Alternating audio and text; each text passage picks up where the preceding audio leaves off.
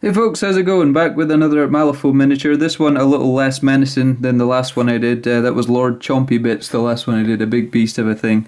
There's a video up of that on my channel if you want to go and check it out. But this guy is called Mr. Graves, and I'll show you the box real quick.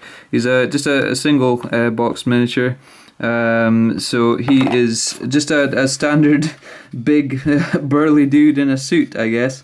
Carrying a 2x4, and I just wanted to kind of add a bit more blood to him than was suggested on the box here. On the box he's only got a little bit of splatter on his shirt there, but I wanted to make it look like he'd just finished beating the crap out of something or someone, so I added quite a bit more blood to it. That was just with a really fine, really kind of light dry brush, on the to give it a base, and then I went back over that and actually stippled in some more of the kind of defined splatters, I guess, if you like.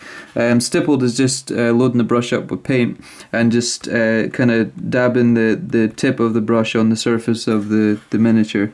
It just gives you, as I say, this slightly more concentrated splatter. And it keeps it kind of random as well, because the bristles of the brush just tend to, just lightly touch the surface and give you this kind of random effect. So I did a bit of dry brushing of the blood on the 2x4, obviously.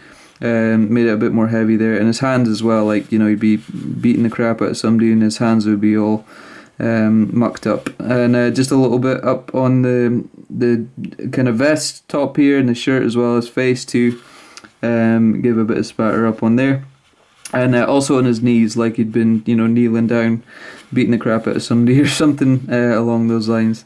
No, didn't do any modification on this. The base was just the similar cobblestone or flagstone style that I did with Lord Chompy Bits, as I mentioned in that video. I think it's going to be a recurring theme through the Malifaux pieces, just to kind of set them apart from the standard worn battlefield base that I do for like some Warhammer pieces.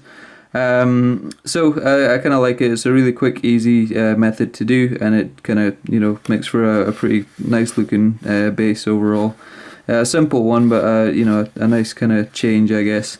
The box did come with another arm option. You had the option to have obviously the 2x4 in an empty hand, or just two empty hands. There was another left arm that didn't have the 2x4 in it that you could use as well.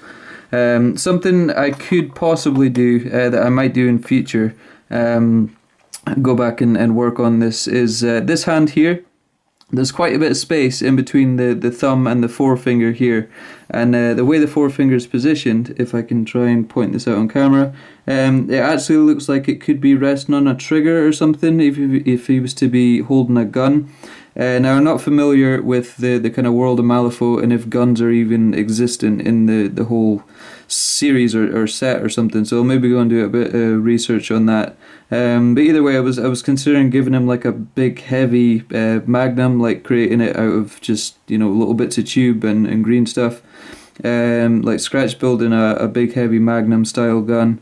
Either that, or if guns aren't a thing in Malifaux, then I might just drill a hole through the flat part here on his hand, and then actually just feed a thin piece of chain. I'll just get a little piece of modeling chain or something and have it hanging down, and maybe like wrapping around on the base here, just to look like he's carrying, he's beating people with a chain and a 2x4. Something along those lines. So it was just an option that I can go back at a later date and add if I want to further down the line. But yeah, that's him pretty much. As I say, quite a standard thing, and was the first basic human miniature that I've ever done, actually. So it was nice to do, really quick and easy.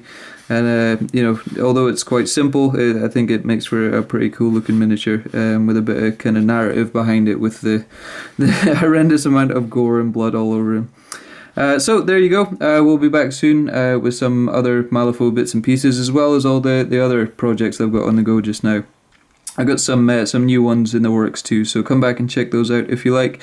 But until then, cheers for watching, and I'll catch you all later. Goodbye.